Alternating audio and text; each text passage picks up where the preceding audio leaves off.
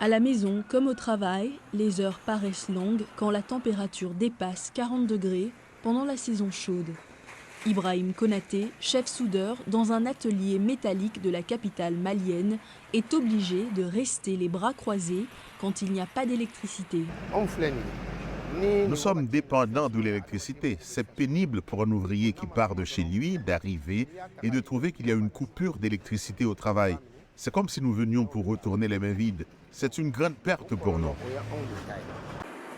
Le soudeur ajoute que les coupures peuvent entraîner des dommages sévères sur les équipements s'il n'y a pas de stabilisateur pour protéger les appareils. Il se sent découragé par la situation. Les coupures pèsent réellement sur l'économie, selon Issa Diko, gérant d'un magasin d'alimentation. En cette période de forte chaleur, les gens ont besoin de produits frais.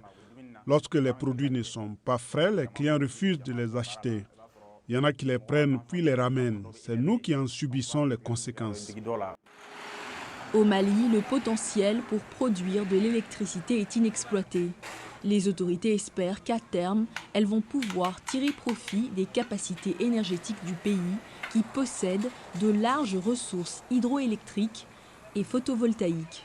Oumar Yatara, caissier au restaurant Petit Grill, espère que des solutions vont être trouvées pour le bien de tous. Ces coupures ont un effet sur nous, en particulier sur nous qui travaillons dans la restauration. Souvent, les délestages interviennent alors que les clients sont installés pour manger. Comme vous le savez, les gens n'ont pas le même tempérament. Certains clients se mettent en colère. Les coupures d'électricité provoquent donc la colère de ces derniers. En cas de délestage, nous sommes obligés de mettre les groupes électrogènes en marche.